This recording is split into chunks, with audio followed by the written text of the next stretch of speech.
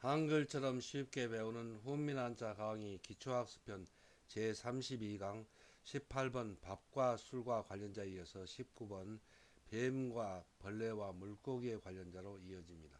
먼저 밥 고소할 흡입니다. 도우미 그림에는 밥상에 앉아서 밥을 먹으려는 그림이 있습니다.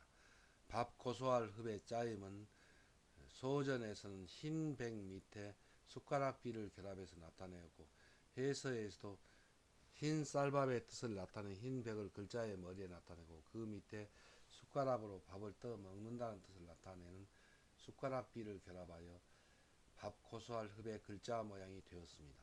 자원은 밥 고소할 흡은 밥을 숟가락으로 뜬 것을 상징한 글자로 지금의 글자는 흰 쌀밥을 수저로 떠 먹으려고 할 때 나오는 고소한 밥 냄새라는 뜻을 나타내어 일 밥 고소하다 또 밥이라는 뜻을 나타내는 부분 글자입니다. 훈과 음은 밥 고소할 흡입니다. 밥 고소할 흡이 한자를 구성하는 부분 글자로 쓰일 때 변형하여 글자의 머리에 쓰이는 부분 글자의 모양입니다. 다음은 밥식, 음식식입니다. 도우미 그림에는 밥그릇에 수북이 밥이 담겨 있는 그림이 있습니다. 밥식의 짜임은 대전과 소전에서는 모일집 밑에 밥 고소할 흡을 결합해서 나타내고 해서에서도 이 모일집이 글자의 머리에 나타내는데 가로 그은 획을 점으로 변형하였고 그리고 이 밥 고소할 흡을 획줄임 변형하여 그칠간 모양으로 결합하여 밥식의 글자 모양이 되었습니다.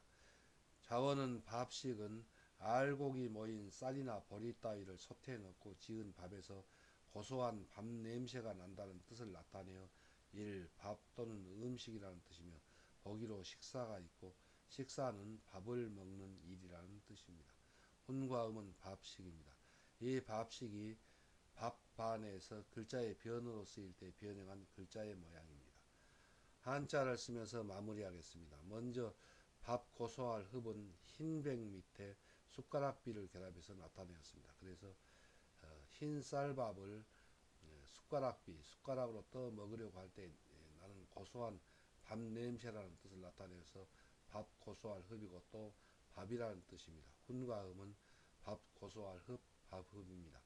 다음은 밥식입니다. 밥식은 모일집에 밥 고소할 흡을 결합했습니다. 그래서 이 모일집에 있는 짧은 가로근 획을 점으로 변형하고 그리고 그 밑에 밥 고소할 흡을 획줄임 변형하여 그칠간 모양으로 변형하였는데 그 뜻은 그칠간이 아니고 밥 고소할 흡입니다. 그래서 알곡이 모인 쌀이나 보리 따위를 솥에 넣고 지은 밥에서 고소한 밥 냄새가 나는 것이 바로 그 밥이고 또 밥을 먹는다는 뜻에서 밥식, 먹을식, 음식식의 글자가 되었습니다. 다음은 열재지지유입니다. 도우미 그림에는 요즘 흔히 볼 수 있는 술병의 그림이 있습니다. 열재지지유의 짜임은 소전에서는 이 술두루미의 상형자에 그 안에 술을 가리키는 한이를 가로 그어서 두 부분 글자를 결합하여 열재지지유의 글자 모양이 되었고 해서에서는 소전의 글자가 그대로 고든 선분으로 변형하여 열재지지유의 글자 모양이 되었습니다.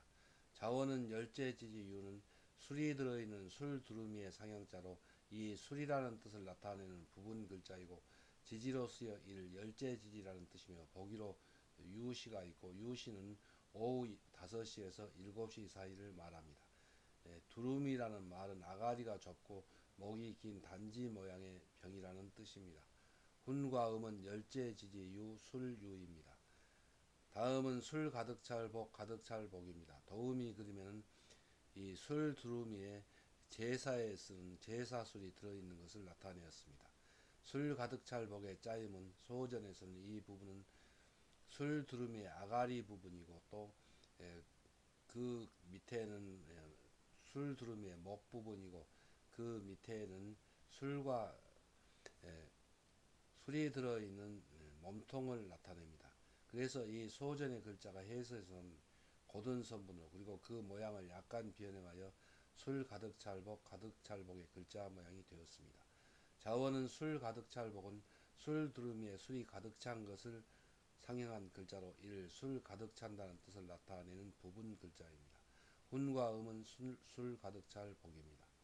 한자를 쓰면서 마무리하겠습니다. 먼저 열제지지유 술유는 술두루미에 술이 들어있는 것을 상징한 글자입니다. 그래서 이 밖에 있는 이 몸통이 되는 이 부분은 술두루미를 나타내고, 그리고 가로 그은 이 한획은 술이 들어있는 것을 나타내었습니다. 그래서 술유인데 이 뜻이 열제지지로 쓰여서 열제지지유가 되었습니다.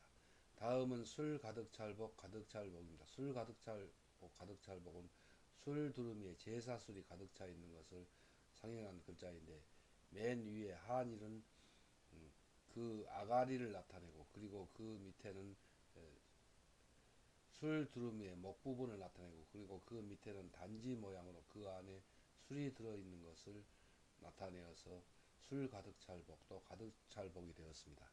이 글자는 파자하면 일구전입니다. 그래서 그 뜻은 하나나 입이나 밭이라는 뜻이 아니고, 한자를 기억할 때 그 모양을 기억할 때 우리는 파자 기억법으로 기억합니다. 그래서 일구전 이렇게 기억하고 쓰면서 술 가득 찰 복은 일구전이다 이렇게 쓰면은 우리는 이 글자를 틀리지 않고 정확하게 잘 기억하여 쓸 수가 있습니다. 그리고 이 술 가득 찰 복이 들어간 버금부 또 부자부 복록복 너비폭 또 바퀴살폭이 있습니다. 바퀴살폭은 수레거변에 술 가득 찰복 가득 찰복을 결합하면 바퀴살폭이 되는데, 이런 글자에서 두루 한자를 잘 기억하여 쓸 수가 있습니다. 그리고 또 이 열제지지유는 본래 술이라는 뜻이었는데, 이 글자가 지지로 쓰이게 됨에 따라서 이 술주는 술은 액체로 된, 그러니까 삼수변을 글자의 변이 나타내고, 그 오른쪽에 술유를 결합하면 이 글자가 바로 지금 우리가 쓰고 있는 술주입니다. 훈과 음은 술주입니다. 그리고 또 선역서는 이 글자와 모양이 비슷하나 한 획이 적습니다. 그래서 선역서는 이렇게 술류와 같이 써 나가는데, 술을 나타내는 한 획을 가로긋지 않고 바로 닫으면 이 글자가 선역서입니다. 다음은 벌레충 벌레회입니다. 도우미 그림에는 벌레의 그림이 있습니다. 벌레충의 짜임은 대전과 소전에서는 뱀을 상징한 글자로 뱀의 머리와 몸통과 그리고 꼬리를 나타낸다고 볼 수 있습니다. 고대에는 사람들이 뱀을 벌레의 일종으로 잘못 알았습니다. 보기를 들면은 지렁이가 자라면 뱀이 된다고 잘못 생각하였습니다. 여기에서 이 벌레충은 벌레충의 약자이고 또 부분 글자입니다. 이 소전의 글자가 해서에서는 이 부분은 뱀의 머리를 나타내고, 그리고 몸통 부분이고 또 꼬리를 가리킨다고 할 수 있습니다. 자원은 벌레충은 몸을 사리고 있는 뱀을 상징한 글자로 뱀처럼 꾸물거리는 일, 벌레 또는 뱀이라는 뜻을 나타내는 부분 글자입니다. 훈과 음은 벌레충 벌레회입니다. 다음은 어조사야입니다. 도우미 그림에는 뱀이 사리고 있는 그림이 있습니다. 어조사야의 짜임은 소전에서는 이 부분은 뱀의 머리 부분이고, 그리고 몸통 부분이고 또 꼬리라고 할 수 있습니다. 이 소전의 글자가 해서에서는 고든 선분으로, 그리고 그 모양을 많이 변형하여 어조사야의 글자 모양이 되었습니다. 이 부분이 머리이고 또 몸통이고 또 몸에 이어지는 긴 꼬리라고 할 수 있습니다. 자원은 어조사야는 기다란 뱀이 구불구불 살인 것을 상징한 글자로 뱀처럼 입김이 구불구불 피어오르며 말을 하거나 끈맺는다는 뜻의 일, 어조사라는 뜻이며, 보기로 야자가 있고 야자는 무엇이라고 하는 것은의 뜻입니다. 뱀의 상형자로 이 뱀 또는 구불구불하다는 뜻을 나타내는 부분 글자의 뜻으로 쓰입니다. 훈과 음은 어조사야, 뱀야, 구불구불할 야입니다. 한자를 쓰면서 마무리하겠습니다. 먼저 벌레충 벌레회는 뱀을 상징한 글자인데, 고대에는 사람들이 벌레를 뱀을 벌레의 일종이라고 잘못 알았습니다. 그래서 이 글자가 벌레충 또 벌레회인데, 부분 글자로 쓰일 때는 벌레회이고 또 그 글자가 약자로 쓰일 때는 벌레충이라고 있습니다. 그리고 벌레충의 정자는 이렇게 벌레충을 3개를 결합해서 많은 벌레들이 모여서 구물거린다는 뜻을 나타내서 벌레충을 3개를 결합한 글자가 우리가 한자의 단어에 쓰는 정자의 벌레충입니다. 다음은 어조사야입니다. 어조사야는 뱀이 구불구불 살인 것을 상징하는 글자로 그 뱀이 구불구불하다는 뜻이고 또 입김이 구불구불 피어오르며 말을 한다는 뜻을 나타내어서 어조사로 쓰였습니다. 그래서 어조사야이고 또 뱀을 상징하는 글자이므로 부분 글자로 쓰일 때는 뱀 또는 구불구불하다는 뜻이 됩니다. 그래서 훈과 음은 어조사야, 뱀야, 구불구불할 야입니다. 다음은 뱀타입니다. 도우미 그림에는 뱀이 구불구불 기어가며 꼬리가 길게 늘어진 것을 나타낸 그림이 있습니다. 뱀타의 짜임은 소전에서는 이 뱀의 머리와 그리고 몸통과 꼬리를 상형해서 나타내었고 해서에서는 이 소전의 글자가 고든 선문으로 그리고 그 모양이 많이 변형하였습니다. 이 점은 머리를 나타내고 그리고 몸통을 나타낸 부분과 그리고 꼬리를 나타낸 부분을 결합하였다고 볼 수 있습니다. 자원은 뱀타는 뱀이 구불구불 기어가며 꼬리가 길게 늘어진 것을 상형한 글자로 뱀이라는 뜻을 나타내는 부분 글자이고 또 이 뱀사의 고자입니다. 훈과 음은 뱀타입니다. 다음은 뱀사입니다. 도우미 그림에는 뱀의 그림이 있습니다. 뱀사의 짜임은 소전에서는 뱀의 머리와 몸과 그리고 꼬리를 상형해서 나타내었고 이 소전의 글자가 해서에서는 고든 선문으로 머리와 몸과 그리고 꼬리를 나타내는 부분이라고 할 수 있습니다.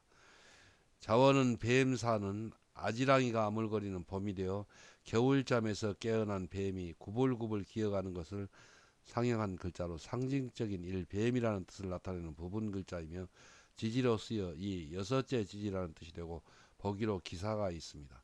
훈과 음은 뱀사입니다. 한자를 쓰면서 마무리하겠습니다.